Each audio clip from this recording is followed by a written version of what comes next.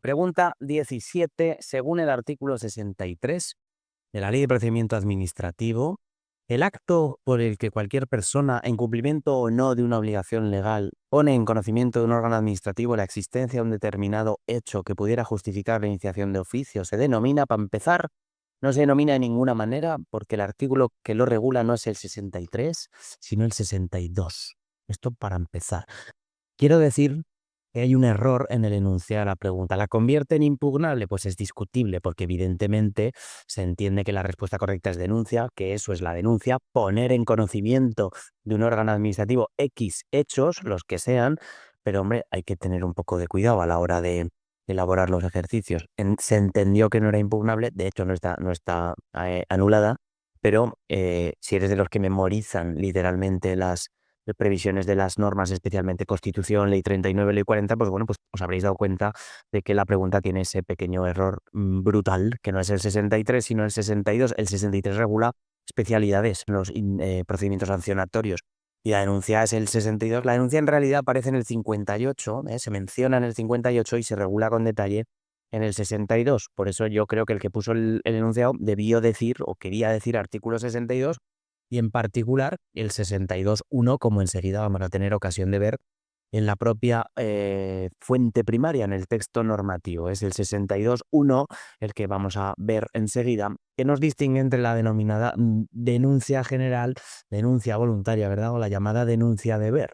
Por ejemplo, un policía tiene la obligación de denunciar todas las infracciones que observe, también cuando te saltas el semáforo, también cuando te advierte. Hay unos elementos de advertencia previa, pero tiene obligación de denunciar. En las infracciones leves, las ordenanzas y las reglas sancionatorias hablan del apercibimiento verbal, por eso muchas veces no nos denuncian a la primera, pero tiene una obligación, es la denuncia de ver.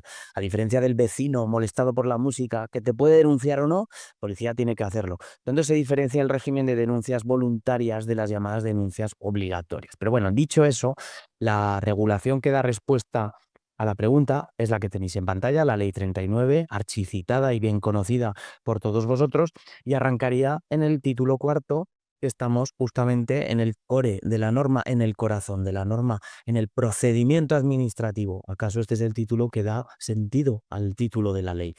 Los procedimientos pueden empezar de oficio, que la propia administración en su seno los haga brotar, o a instancia de parte a solicitud del interesado. ¿De acuerdo? Pues bien, dentro de las formas o modos o clases de iniciación, dentro de la iniciación de oficio tenemos en el 58 esa mención a la denuncia. Los procedimientos se iniciarán por acuerdo del órgano competente, cuando hablamos de oficio, por acuerdo del órgano, por propia iniciativa o consecuencia de orden superior, petición razonada de otro órgano o denuncia. Aquí está contemplada la denuncia como mecanismo de iniciación de oficio, ¿de acuerdo? Esta sería la idea. Entonces, del 58 hacemos un saltito al 62 y aquí tenemos el régimen jurídico de la denuncia. Un mecanismo que además queda definido como el acto en virtud del cual una persona, en cumplimiento o no de una obligación legal, ahí tenéis la diferencia con las denuncias de ver, pone en conocimiento de la administración unos hechos. Por tanto, aquí las ideas fundamentales. Uno, cualquier persona puede denunciar, no hace falta tener la condición de interesado. Dos, la denuncia puede justificarse en la medida en que pueda ser voluntaria o que haya una obligación legal de hacerlo. Y tres, importantísimo, y esto no siempre se entiende bien, la denuncia no inicia el procedimiento de manera automática, sí en tráfico porque lo dice su legislación sectorial, pero con carácter general no. La denuncia no inicia automáticamente, sino que pone en conocimiento de la administración un hecho que en su caso eventualmente puede justificar su iniciación.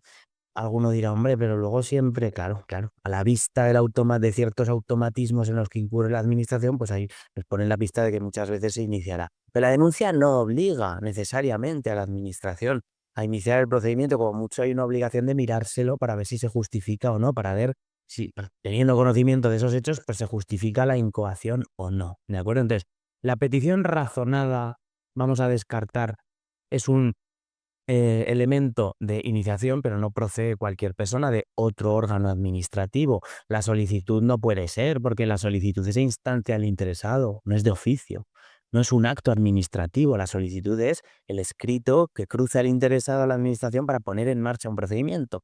Y la comunicación es incorrecta, fundamentalmente porque no es una categoría jurídica prevista en el artículo 58 como iniciadora de procedimiento. Ojo, sin perjuicio de que sabemos perfectamente que existen las comunicaciones previas, las declaraciones responsables, que sustituyen procedimientos autorizatorios muchas veces, que están en el 69, pero a solicitud del interesado, no están de oficio. Por tanto, es incorrecta por la sistemática, ¿eh? Las comunicaciones, que serían comunicaciones previas y declaraciones responsables allí donde las haya, ¿de acuerdo? Por tanto, los mecanismos de iniciación del procedimiento, ¿de acuerdo?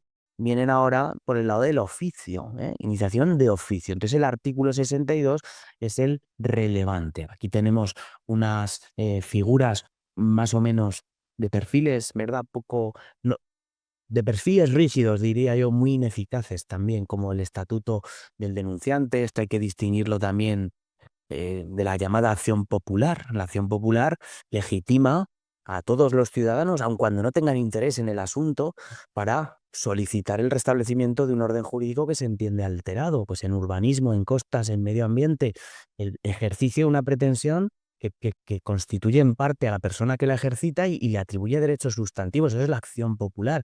Realmente no necesitas un interés, ¿de acuerdo? Muchas veces hemos visto que estos son pasto de venganzas entre empresas y entre tal, no es que tenga mucho predicamento. Y aquí cuando hablamos del denunciante, el denunciante es la persona que pone la denuncia. No tiene por qué ser un interesado en el procedimiento, ¿de acuerdo? Puede ser interesado si el asunto le afecta personalmente, es decir, si a él le afecta el resultado, el denunciante puede ser interesado. Lo que dice la ley es que no necesariamente tiene que ser interesado, que no es interesado por el hecho de poner la denuncia, ¿eh?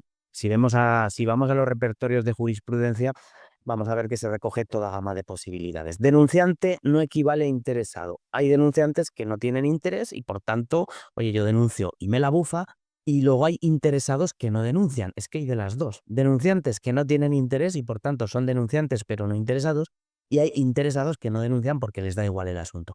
Como, por tanto, podemos ver que hay diferentes escenarios, ¿de acuerdo? Hay una pregunta típica también, que es la de la comunicación al denunciante de la incoación. Cuando la norma de procedimiento así lo prevea, por ejemplo en Aragón, pues si la denuncia va acompañada de una solicitud de iniciación, en definitiva, esto ya lo decía el reglamento sancionatorio, el REPEPOS del año 93, un principio de oportunidad sin más contrapeso, como diría aquel, que la cortesía de comunicar al denunciante la decisión que se ha adoptado. Tiene que preverlo la legislación, ¿de acuerdo?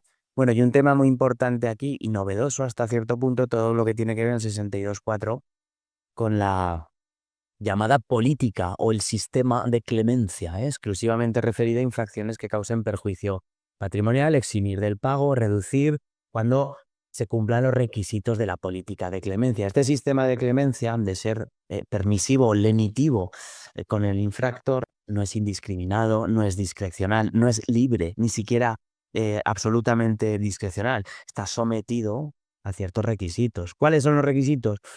Para empezar, que el denunciante tiene que haber cometido la infracción, no puede ser uno que pasaba por allí. El denunciante tiene que ser infractor. 2, la infracción tiene que causar un perjuicio patrimonial a la administración. 3, tiene que haber más infractores. Y 4, el denunciante tiene que ser el primero en aportar pruebas. Esas pruebas tienen que tener utilidad, no tienen que ser gansadas, tienen que ser cualificadas, que permitan a la administración comprobar la infracción, impulsar un procedimiento, ¿eh? Cumplidos estos requisitos, entonces sí, la administración debe eximir al denunciante de manera imperativa, pero son muchos los requisitos, ¿eh? No hay márgenes de discrecionalidad, no hay espacios para el decantamiento. Pues sí, no, me lo voy a pensar, no hay elemento valorativo. Si no se cumplen todas esas condiciones, no se exime, pero se reduce la multa. Como veis, es una regulación que lo que despliega ante nuestros ojos sangrantes es una lluvia absoluta de conceptos jurídicos indeterminados que dificultan mucho luego la plasmación en el caso concreto. Esto ha sido tremendamente criticado. A pesar de ser una novedad, ha sido una novedad tremendamente criticada por la doctrina, por los profesores de derecho administrativo y porque al final se entiende que el Estado pues asume con cierto alborozo, asume con júbilo que no va a poder investigar todas las infracciones que se cometen y que por tanto, pues bueno, que renuncia a su capacidad para investigar conductas ilegales y tal. Realmente luego esto se ha convertido también en pasto de venganzas personales. Cuando hemos infringido las normas varios, yo me beneficio y fastidio a los demás. hay gente que se han convertido en expertos, verdaderos especialistas, en infringir las normas, en comandita con otros, denunciar a los demás y exonerarse todas las veces que quiera, porque si eres el primero, la política de clemencia funciona como funciona, ¿de acuerdo? La acción pública, en cambio, tenía mejor predicamento, tenía mejor fama, tenía y tiene. Existen en ámbitos muy determinados como son el urbanismo, el suelo, las costas, la ordenación del territorio, el patrimonio, el medio ambiente, pero otra vez la acción pública pues se reserva a venganzas personales, venganzas políticas, empresariales, una empresa de Valladolid que denuncia una en Murcia, cosas muy raras, patrimonio de extorsionistas, cosas raras que pasan en el derecho administrativo. Bueno, desde el punto de vista de la denuncia, no inicia por sí sola el procedimiento. Esto es importante y os lo he dicho antes. Hemos dicho que la denuncia por sí sola, per se, no inicia el procedimiento. Y también hemos dicho que la presentación de una denuncia no confiere por sí sola, per se, otra vez, la condición de interesado en el procedimiento. Bien, con carácter general, esto es así. Y esto es así porque el artículo 62 de la Ley 39 no deja espacios a la interpretación ni a duda de ningún género.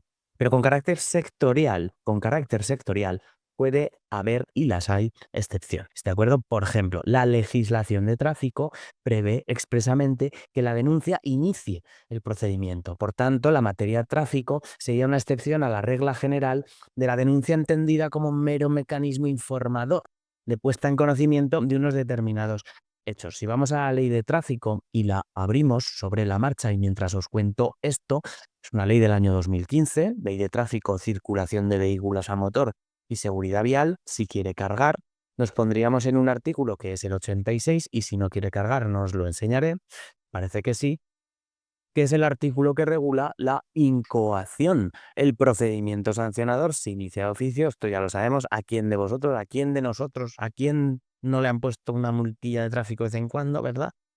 Y dos, la denuncia formulada por los agentes de la autoridad encargados de la vigilancia del tráfico, debidamente notificada en el acta del denunciado, ojo, constituye el acto de iniciación del procedimiento a todos los efectos. Por consiguiente, he dicho una cosa y la contraria. Con carácter general, la denuncia no inicia el procedimiento si lo hace en tráfico, porque lo dice su legislación sectorial. ¿De acuerdo? Luego los artículos siguientes 87 a 90 lo que hacen es regular el régimen jurídico de las denuncias en materia de tráfico, que es muy interesante, el tráfico y la seguridad vial. Es muy interesante porque se producen millones de denuncias todos los años. Los ciudadanos cometemos millones de infracciones de tráfico todos los años y algunas pues nos cazan, algunas veces nos cazan, ¿de acuerdo? La regulación que se hace en esta ley pues es una regulación que hay que poner en conexión con la normativa específica del procedimiento sancionador en materia de tráfico, que para quien tenga interés es el Real Decreto 320 del año 94. Ese Real Decreto del año 94, el 320/94, aprueba el reglamento del procedimiento sancionador de tráfico. Luego hay otras medidas de coacción administrativa que no son sancionadoras. En el ámbito del tráfico se otorgan muchas capacidades a los entes locales, a la policía local, medidas de coacción administrativa que no son sanciones. Por ejemplo, la inmovilización de vehículos, la retirada, el depósito, son medidas que conocemos todos porque hemos podido ver en la calle un coche inmovilizado, impedir que un vehículo continúe la marcha, pues porque carezca de seguro, porque carezca o por la negativa a hacer pruebas de alcoholemia al conductor, la retirada de vehículos, el apartamiento material de los vehículos de la vía o los depósitos, la grúa y el depósito municipal, dependencias administrativas en las que se designen, que no todos los municipios tienen depósito. Aquí en Zaragoza, los municipios grandes tenemos depósito 24/7, pero no siempre hay depósito. Son medidas de coacción administrativa directa, pero no son medidas sancionadoras. Bueno, pues a efectos del caso, la denuncia en tráfico inicia el procedimiento y esto es muy importante que entendáis las especialidades que se separan del que sería el criterio general en la Ley 39, no en el 63, insisto, la pregunta está mal formulada, sino en el 62, ¿de acuerdo?